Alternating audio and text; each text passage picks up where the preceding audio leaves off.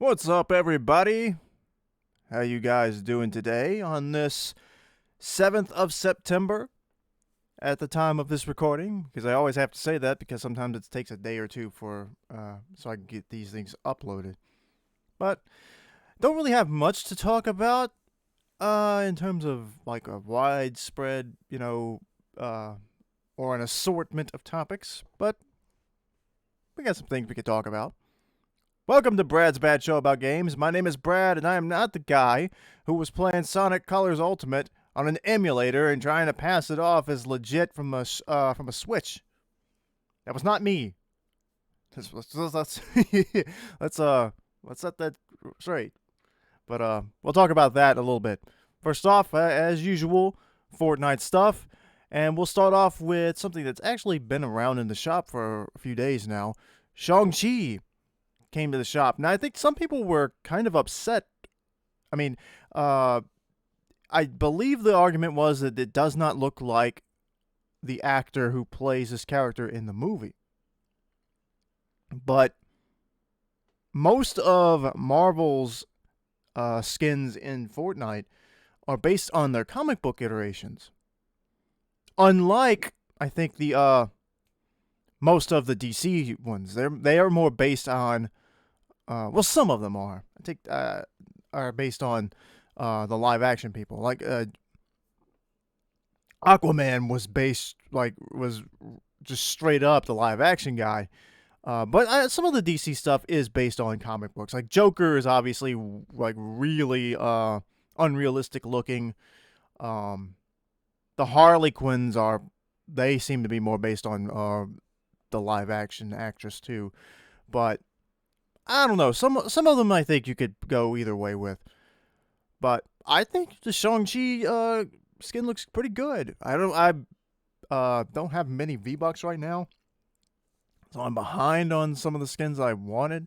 I did end up and go back. I can't remember if I said this during the last show or not, but I went back and decided to go ahead and get the what's his name, or Mike Lowry, or the Will Smith skin. Everybody just calls it the Will Smith skin. I went ahead and got that, and I've got some stuff planned with that one. Might take a little bit to get it together, but I think you'll like it. But anyway, I don't see anything really wrong with this. Looks fine to me. But again, Marvel tends to all of the Marvel skins, at least from ones I've seen, look to be more based on their comic book iterations, and I don't see anything wrong with this. I wish I did have more V-Bucks. At least you're not an idiot like me, and I accidentally went in to save the world, and it was giving me like these candies that you're supposed to get for some Fortnitemares special spooky llamas or something. Like they're Halloween themed llamas. Now I don't know why I'm getting these because it's September and not October, so Fortnitemares is not going, but I mean, don't ask me why I'm getting them, but I was buying regular llamas and was just buying a bunch of them because it kept letting me do it, and I thought it was charging me the candies, but I didn't realize that I was on the wrong page, and so I ran through about 1,000 V-Bucks on just crap for Save the World, and let me tell you, I felt like the biggest idiot on the planet. Like, I was so mad at myself. I had to shut down Save the World. I couldn't even go back in there. Like I'm not even recording stuff for Save the World anymore. I'm not putting that on the channel. I just wanted to finish it, and I was bored. I was like, well, you can get some free pickaxes from getting to certain points in it, and I think there's like a free loading screen if you finish it or something. I don't know. They're supposed to be adding a few things to Save the World, but after that, I'm just like, yeah, I don't care. So I had to shut it down. But yeah, Shang-Chi, he looks fine to me. If I had plenty of V-Bucks, I'd have got him. I would love to get as many of these. I mean, I'm not super familiar with Shang-Chi as a character. Like I like comic book characters and stuff, but I am not the most knowledgeable on some of them. Apparently there's a Dragon Ball reference in the new movie. I don't remember. I don't think I saw what it specifically was, but It wouldn't surprise me. Because remember, Dragon Ball is originally inspired from the Chinese folklore or the Chinese novel Journeys of the West. So it would make sense. Moving along now to the reveal of what the Season 7 live event was going to be called. It's going to be called Operation Skyfire, and we are going to see the Imagined Order. I can't talk. The Imagined Order is going to, or has already, or is in the process of, tricking the UFO, the mothership, into abducting Corny Complex, where there's a massive bomb planted under the hidden facility that's underground. And the plan is during the live event is to detonate the bomb and destroy the mothership and take down all of the aliens. Now, this is supposed to be an interactive event, and apparently there will be a portion of it where, I guess this is sort of spoilery. I don't know if you want to I don't know if you want to mute the channel, skip ahead, whatever you want to do. But apparently there will be a part of the event where we will be fighting aliens in the mothership, in a location that's similar to the outside of where we would go when we get abducted in Battle Royale, where you're transported into the areas where you jump around these different old locations and stuff. Apparently, it's going to be in an area kind of like that little holdings, like the holding cells. But I'm curious to see exactly what it's going to be like. You know, like, is this going to be sort of like Save the World is, where you just run around shooting zombies, but instead of zombies, it's aliens, and they can shoot back at you? Like I think it's supposed to be, like, in a similar sort of, it's supposed to be a similar deal to, like, not like in the literal you'll be, like, piloting a machine or a car or whatever, but like the Galactus event. I think it's supposed to be something like that, where you actually are participating in a battle. But I'm curious to see, what happens. Will be next Tuesday. The event is literally just, no, it's on Sunday. The 12th is Sunday.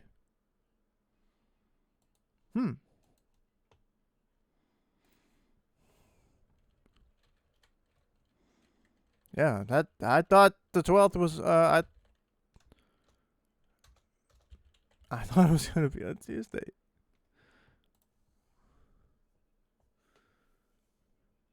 Yeah, September 12th, 4 p.m. Eastern Time, direct from the Fortnite Twitter page. Okay, so I was wrong. I had the date right. I just thought that was Tuesday. I didn't realize it wasn't a Tuesday. Supposedly there's going to be downtime, so it might be that we'll have a day or two without Fortnite. Or it'll pop back up on the 14th. That's probably all it's going to do. It'll go down for a day. And hopefully what I'm hoping will happen is that we'll get some big map changes. And maybe I'll talk about this. The next show will most likely be all about Chapter 7. I'll give you a rundown of the season and what I thought about it and the end event. And then we'll go into, like, the beginning of Chapter 8. I like to do it that way. Cover the end of Chapter 7 first, or Season 7 first, and then go into the fresh reveal of Season 8. I kind of like that, because it's like out with the old and in with the new in one show. So we'll do it that way. But again, looking forward to this. But there was also a little something that happened just yesterday, last night, thanks to a streamer by the name of, I'm guessing, I hope I say this right. Their Twitter handle is qCandywing, or it's xCandywing. But anyway, apparently this streamer got to sit down with Donald Mustard and ask him about the about season 8. So some of the big takeaways. Let me see if I can find them on my Twitter page again. Twitter's acting funny on me.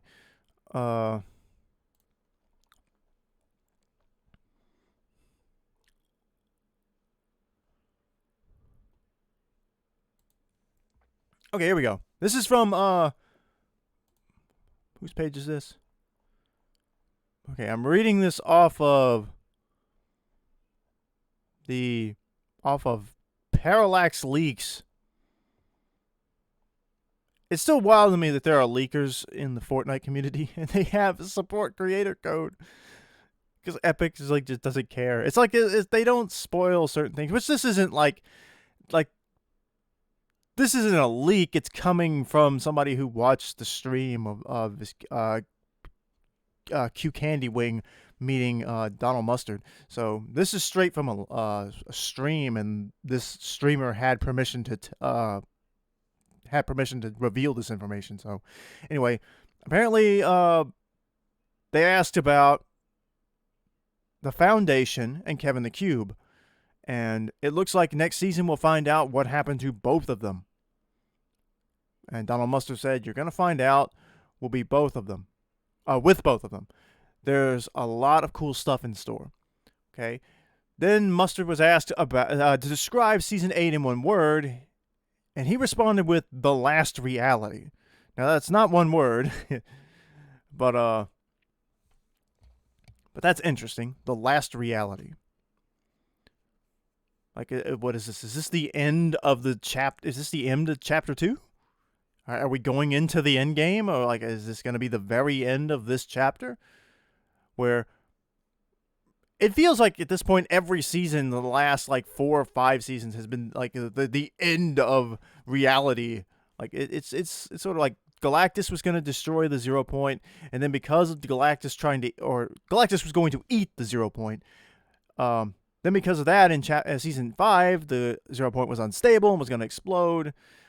Season 6 ended with, season 6, the 0 point was sealed away, so it didn't really do anything. But at this point, we're season 7. We're now at a war with an alien invasion. So, a lot of the end of reality going on in this chapter. Anyway, he was also asked to describe the season 8 battle pass, the season 8 trailer in one word, and Donald Mustard said water. And most people seem to have taken that as like it will be revealed as to where the Foundation ended up. Because the last time we saw the Foundation is he crashed into a body of water at the start of this season, and we have not seen him since. So he's just kind of floating around out there. Donald Mustard was asked, what's an upcoming collaboration? He said, there's one with an artist. She's not Lady Gaga. Now, I don't know if that's I don't know if that's trolling on Donald Mustard's part, or if he's being honest. Because Lady Gaga seems like the type of, she seemed like she would probably be somebody who would be okay with doing a Fortnite event. Although, as I'm sitting here trying to figure out who would be somebody who comes across in a similar sort of like way of sort of like the over-the-top presentation of themselves, or in a way, it was just they go big in their personality for artistic reasons or whatever. I could maybe see Katy Perry doing it. I mean, she's got that song, "Baby, You're a Firework." Yeah, like you could do a big Fortnite show, fireworks everywhere, something like that. It's like a big feel song, to get people really excited. I think you could probably get something like that. If you wanted to go for somebody who maybe appeals more to a little bit more of the younger side, JoJo Siwa. She sort of has that. She has a certain appearance that she likes to keep up with. I'm trying to think. I don't know. I can't figure out the best way to put it because it's not like how like Ariana Grande's the first skin of hers that you see in the concert with the big skirt and everything, and it's real fancy. Like JoJo Siwa kind of has a look like that. She's got the sort of fancier, but it's a little bit more like whimsical. Is that a good word for it? I don't know. It like there's a big difference in like I think the audience there though between like Ariana Grande and JoJo Siwa. The only problem I have, like the only thing I could see with JoJo Siwa being in Fortnite is that I think she appeals to a much younger audience than the people who would play Fortnite. Then again, Fortnite is like it is mostly like they are very mindful that kids play this game. Now, of course, it's a shooter game, but like this point, at this point I feel like people play Fortnite and it's not about the guns. It's about all the characters at this point. It feels much more like that. Like the fact that it is a shooter game seems to be like it seems like not like as big a deal as it should be. But it's all about like Fortnite has become more about like all the collabs, all the, the cool characters you can be, the variety of characters you can be. It's less about the shooting, I think, in terms of the greater appeal. But that's the only reason I could see that maybe she wouldn't want herself in a shooter game. I don't know exactly like how is she still like I what is it? Under contract with Nickelodeon? It could be Nickelodeon may not want that either. If they have like control of that kind of stuff. I don't know that they do. She may be able to do whatever she wants. But I don't know. Then again, like I don't know. The Teenage Mutant Ninja Turtles are an Injustice. It's a pretty violent game. I don't know. But yeah, we'll get an artist who is not Lady Gaga, or if this could potentially just be a red herring, maybe it is Lady Gaga. Who knows? I'm sure at this point, like, I still want Disturbed. Give me Disturbed. I want to see the guy in game. I want to see the guy that is Fortnite's, Disturbed's mascot. I want the guy as a skin. I want it.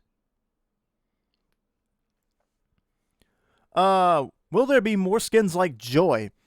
And you have to forgive me. I left this on Operation Skyfire. I couldn't think of an image that would be good for this. There's no official like season 8 imagery out. Will there be more skins like Joyous? Joy was a recent skin that came out. And it said yes. Epic intends for players of all kinds to feel welcome in Fortnite. Let me hold on.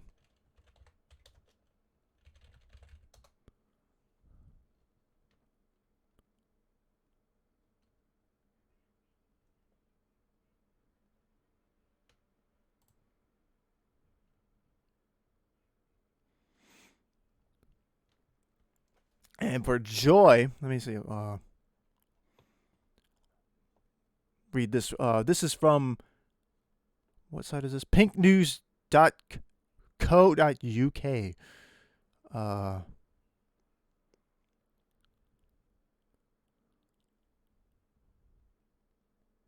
Okay, it talks about the support a creator program, but there's a lot, as everybody knows. Everybody has Fortnite has been doing a lot more recently with skin concept artists, where if they find a concept that they really like, they'll reach out to whoever created it and get their permission, I guess, to put their idea into the game. At least I'm assuming that's how that works. Because I see people, sometimes certain people will retweet skin concepts into my timeline, and they're real cool. And I assume that's just the way it works. You create something, Epic, or somebody at Epic goes like, hey, this is a good idea. Can we use it? And then they have their skin made into a game, made into the game. So this is how that worked. There have been a lot of skins like that. Like I think Meowscles was like that. Marigold, the female Midas skin, was like that. And now this one is from the Joy skin is from, I hope I say this right, Doja Cat or Doja Cat. It is a character who it's a character with vitiligo. And I'm trying to read this.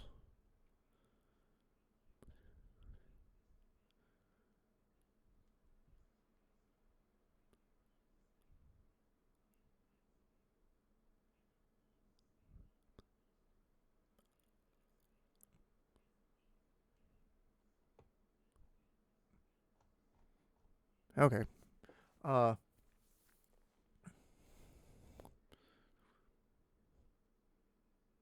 I can't. I'm trying to read this. I don't know if this particular creator has vitiligo as well, or if it was just a concept that they wanted to have for people who uh, wanted that represented in Fortnite.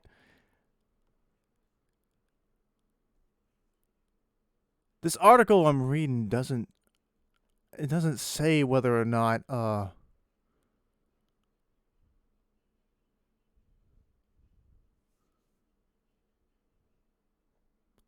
I can't see anything that suggests that this particular individual has this.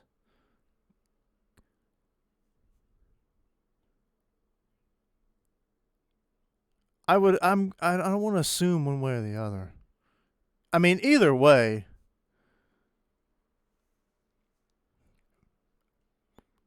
Either way, whether or not the creator has this or has vitiligo or not really doesn't matter. I think in the long term because it does serve its purpose. It also has she also has like the rainbow overall straps on her side and on her shirt. That's the for LGBT plus people.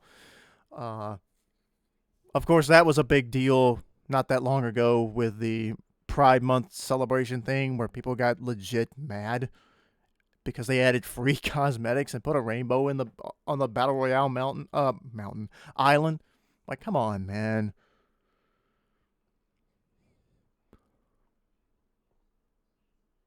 Like, it's just so strange. People get so offended by you're offended by a rainbow. Come on. Anyway, there's also this skin. Also, the Joy skin also is pretty unique in that it has a built-in emote that is an icon series emote from a song. I can't remember who's the song here. Does it say in this article?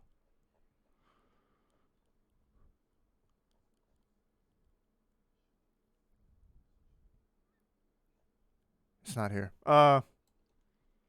Anyway, I think this is the first time an icon series skin has been built into a skin, or an icon series emote has been built into a skin. So that's pretty unique for this one. But anyway, apparently there are going to be more ideas like this for more inclusive skins in the future. So I'm curious as to what those will be. Following that up, will Naruto Uzumaki be in the Season 8 Battle Pass? And apparently Donald Mustard said there's an answer. Choose wisely whether or not you want to see it. Now, the way this Parallax Leaks has it worded, it just simply has YE.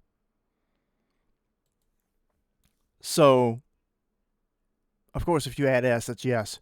I assume that will be, of course, Naruto is in the Battle Pass. this is something that was leaked like several weeks back, and it's been a big rumor. At this point, I guess we should just take it as just now it's confirmed. It's super confirmed that Naruto is in the battle pass. And remember, there was also word that an exploding kunai is going to be a weapon you can use. So this could be a very fun season. I'm very interested in that. I'm still hoping for lots of map changes, or some pretty big map changes. There are some places on that map that have not changed at all since I started playing last year. But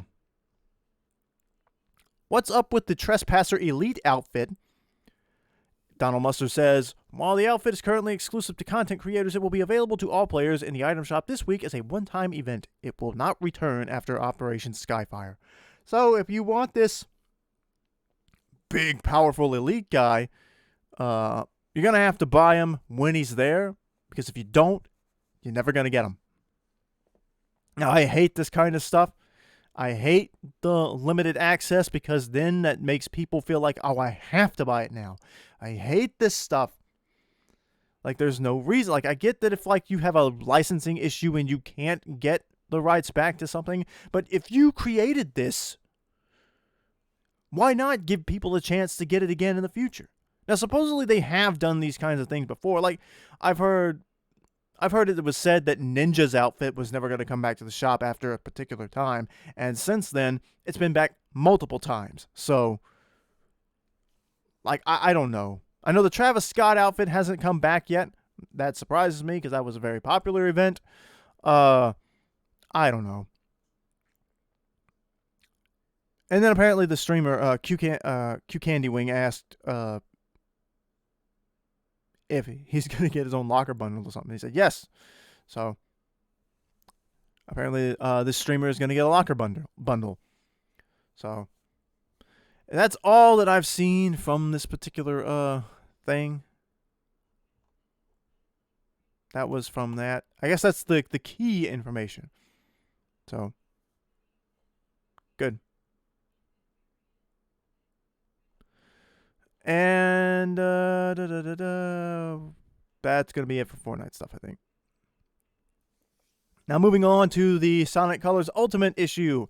The game was apparently pretty buggy, and lots of players were complaining about some glitches and bugs that they encountered. And one account took off really, got a lot of attention from just how bad it was. There were some really bad glitches and bugs that this one particular person was posting.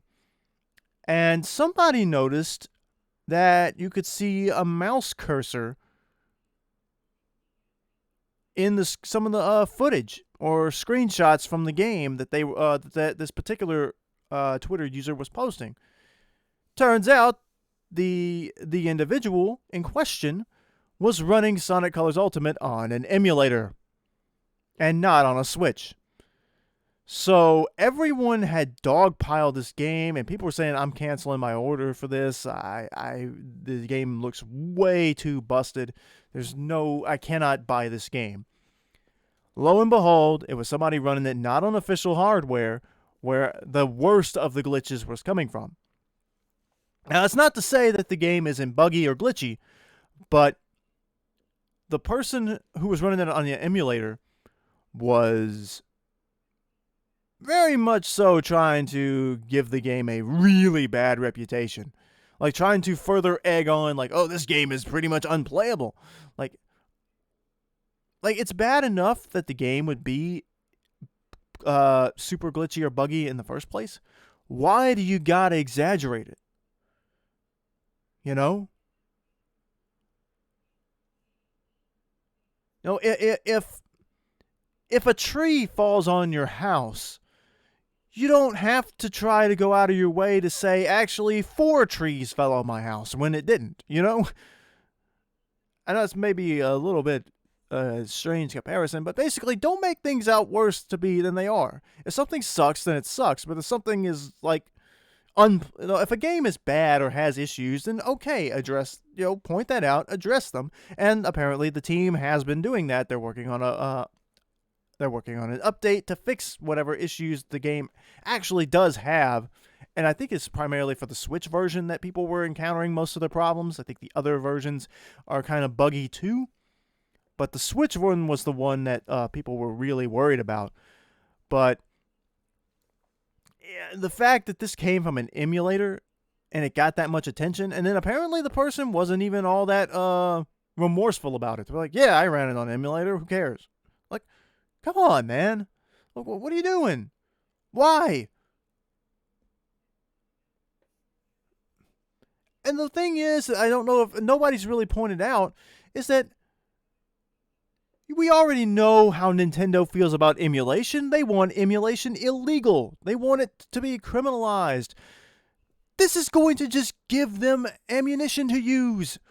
They'll say, look, this guy used, this person used Sonic Colors on an emulator to specifically ruin the reputation of our game. It affected sales of the game on our console.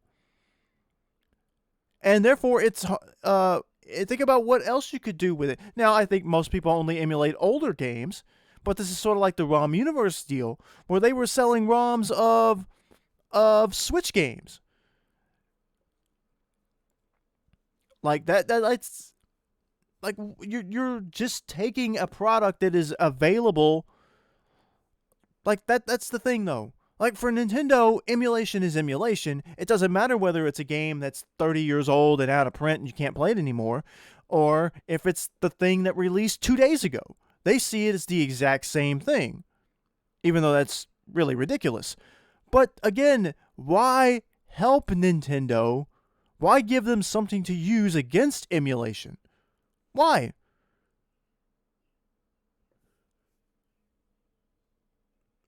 Like, I don't understand why you would do that. Like, I can't remember if, like, I'm not sure if the person who was doing this was actually trying to pass it off as the Switch version. Maybe they were, because I think that was why people were so mad, is that they were saying they were playing it on a Switch, and then they got caught not playing it on a Switch. Maybe it was the Switch version of the game, but it was emulation. But, come on, man. Like, I don't know. See, I'd like to think this would be like a dumb kid who didn't know any better, but I know that there are dumb adults who do this stuff too, and they do it completely out of spite. They do it for no reason other than just for their own amusement. I mean, I just don't understand. Like I said, if the game is buggy, there's no reason to make it go. There's no reason to go out of your way to make it look even worse than it is.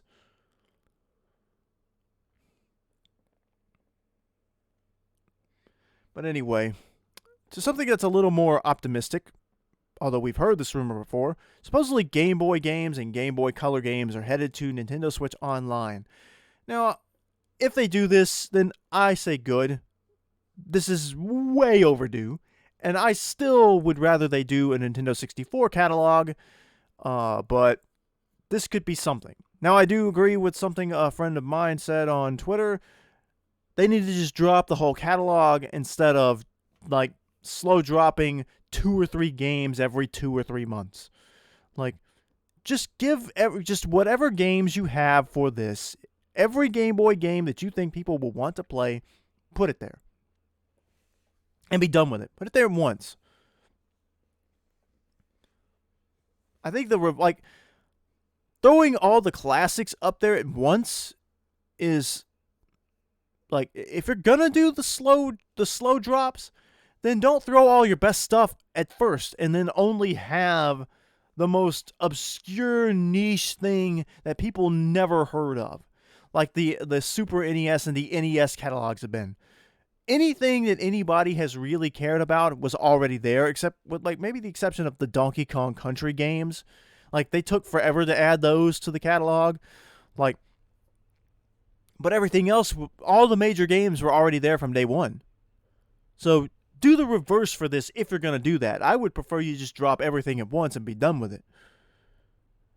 But most people are already pointing out that there's probably zero chance that they're going to put Pokemon on this. that would make me really mad if they didn't. Like, imagine though, like what you could do if you had like Pokemon on your Switch, on the Game Boy version.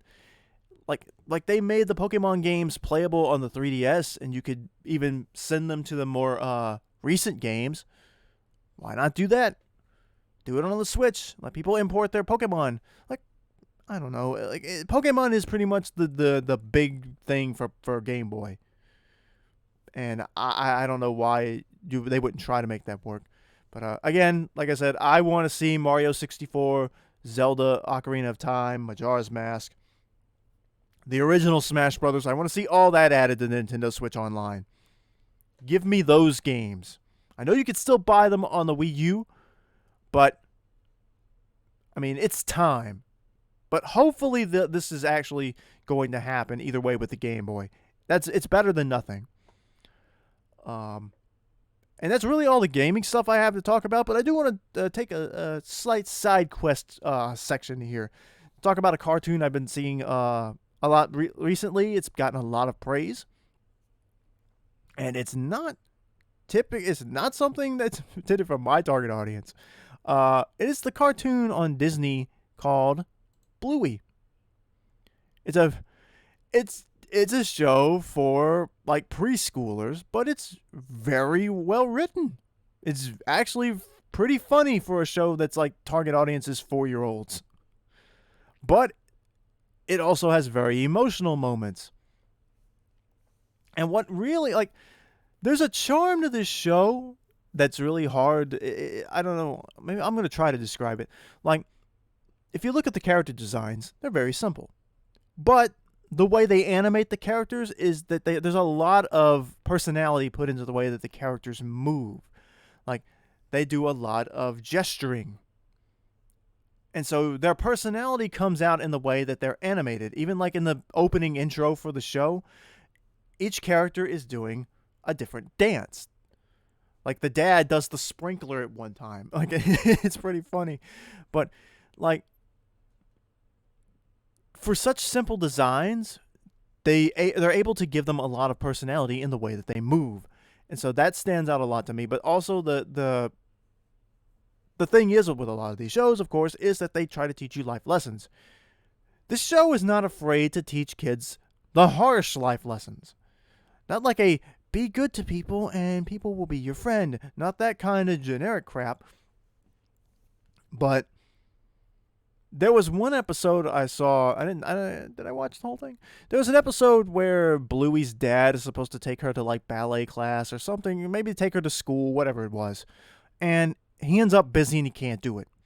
So Bluey's mom takes her to class, and she's like, "Why didn't Dad take me?" And the mom's just like, "Well, sometimes things come up, and we just there's nothing we could do about it, and we just have to deal with it. We just have to work around it." Like that's actually a really good lesson for kids to learn. Like I say sometimes, I say most of the time, life will throw something at you, and you have no choice but to just accept that it's happening and figure out a way to handle it. Like that's a really good lesson for kids to learn, is that sometimes life is uncontrollable. There's nothing you can do about it. It sounds like you're being a downer, but I mean, it's the truth. And then one of my favorite episodes I've seen so far of this, and yes, I've taken time to actually watch some of this because, again, it's a very wholesome show, but it doesn't come across as pretentious and annoying like, say, Dora the Explorer would, or some of other preschool shows where they focus on the education, but it's like traditional boring education that would like put kids to sleep. like you can watch. Like, there are certain educational shows I see for kids that they make that I would see, like, kids going to go to sleep if they watch this. They're just going to take a nap right there on the floor. I can imagine, like, 3-year-olds watching some of these shows and going, this is dumb. But I grew up on Looney Tunes. Looney Tunes and Tom and Jerry was my education. But, anyway, I watched Sesame Street, too. I mean, pretty much everybody's watched Sesame Street at some point. See, I actually grew up in an era where we had like, I still remember like Mr. Rogers' Neighborhood. I don't know exactly when they ran that show originally, but that was still on TV when I was a kid. Uh, Reading Rainbow. They used to run those. I remember Reading Rainbow. Arthur. What was it? The Busy World of Richard Scarry or whatever that was. I'm going off on a tangent about old educational stuff. but but this is very entertaining show. The one episode that I saw recently that really, really was, I thought, very well done was the camping episode where Bluey and her family they're on a camping trip, and there's a kid named, I think, Jean-Luc, I think is his name. And he only speaks French, I believe it is. It sounded like French to me. And even though it seems like they don't really, it seems like they don't understand each other. But they're able to figure out, even though they don't understand each other's language, I guess. Although Jean-Luc may. It's not uncommon for people whose language is not English to not understand some of it. Sort of weird that, like, they say English is the hardest language to learn. I don't know. Maybe it is, maybe it isn't. I took an interest in trying to learn Japanese, but that was pretty hard. Then again, it's like from 2 books I bought. But anyway.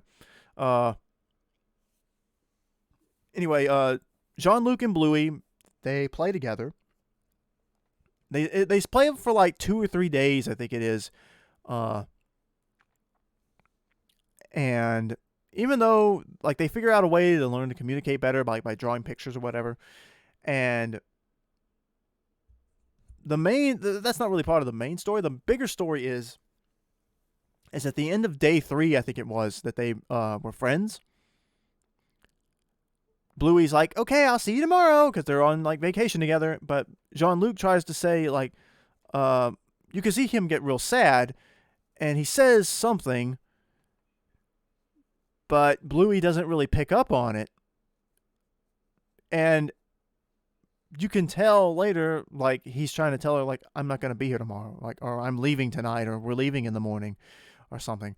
But anyway, she goes to bed. She gets up in the morning, and they planted a tree in, like, the first episode. They were like, we need food, and so they plant a little seed that they found, and they realize, oh, well, it's going to be a long time before this tree blooms, so we got to find something else to eat.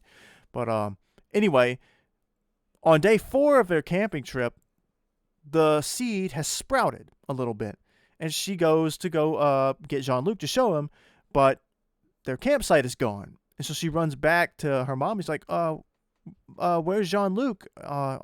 Their camping stuff is gone. He's like, oh, I saw them packing up and leaving. And Bluey's like, what? I wanted to play with him. He's like, well, it looks like they're gone, sweetie. And she's like, but he's my friend. And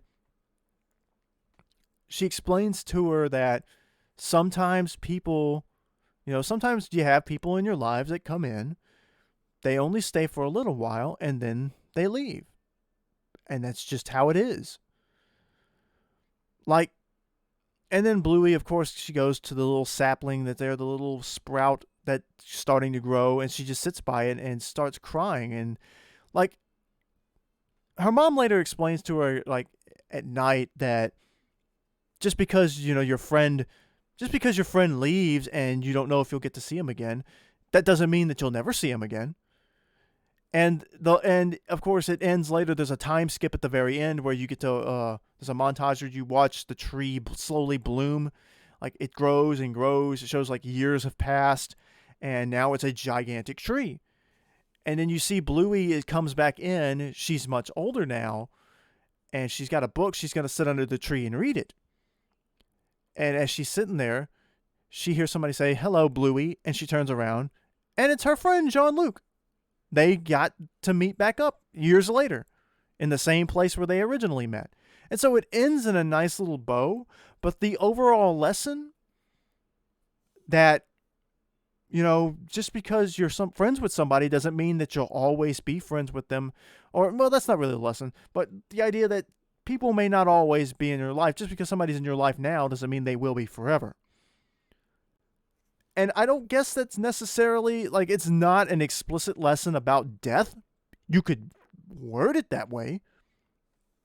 You could interpret that in a way to include like discussions of death, because I mean, it just reality of life. No one's here. Nobody is exempt from death. It is the great equalizer. No matter how poor or how rich you are, no matter how famous or unknown you are, you cannot escape it. But I really like that lesson. Like, I like that the show, it's very cutesy. It's very much a very upbeat and positive show. But the life lessons they try to teach, are like about some of the harder facts of life. Like your dad can't take you to work today because something came up. And, we can't fix that. But we can't, we can't fix things to let dad be the one to take you to school like he was supposed to, but we can manage and we'll get you to where you need to be, or the more broad lesson there being that, sometimes you just have to deal with what life throws at you. And then this one with the friend, sometimes you will have a very good friend and then they leave and then that's just the way it is. And I like that there's a show out there that's willing to teach kids that sometimes life is not fun. Sometimes life is very frustrating and that it's okay to get frustrated with life. I mean, they always end in a way where, a solution will always come or you'll find a way to get by. And I think that's good too. But I think that it's a good idea to teach kids early that, life isn't sunshine and rainbows. It can be, but sometimes it's not. And sometimes it's just unavoidable. So I like this. It's a very cool show. Like, again, it doesn't treat its audience like they're dumb. Like, a lot of what happens in the show is just the kids playing.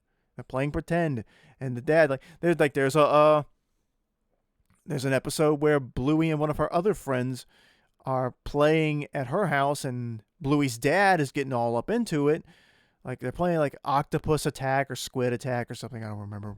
But they're playing together, and her friend, I think it was a Dalmatian, her friend really, really likes it, and so she wants to play the same games with her dad, but her dad doesn't really understand it, and he struggles through the episode to try to figure out what it is exactly that, that Bluey's dad is doing that makes it so fun, which he kind of sees it as silly.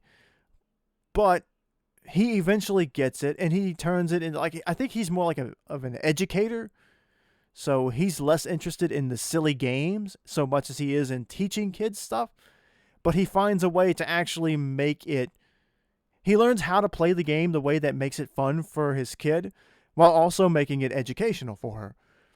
And so, it's a really cool take, But yeah, if you've got kids, this is probably one of the best shows that I've seen made for specifically a very young audience. I would give this a big thumbs up. So yeah, if you've got kids, let them watch this one. If you don't want something that's like, if you're worried about them watching too much SpongeBob or Teen Titans Go, put them in front of this. But yeah, I just wanted to highlight this because I thought it was worth it. It's been getting a lot of attention, and I think it's deserved, well deserved. I think it's from Australia, I want to say.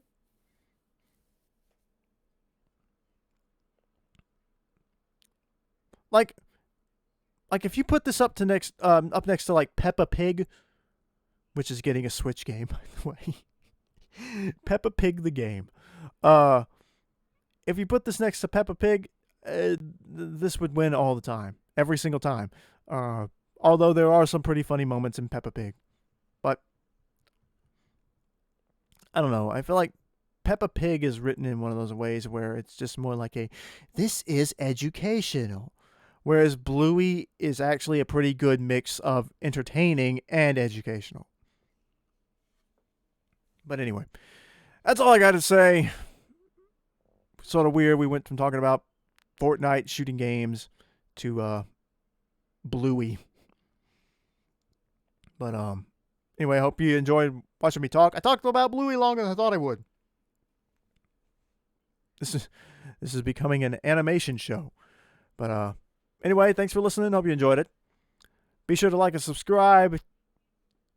You can support my channel on Ko-fi if you would like to. And we will see you for the next show, which will most likely be after the Operation Skyfire event. But until then, we will see you later.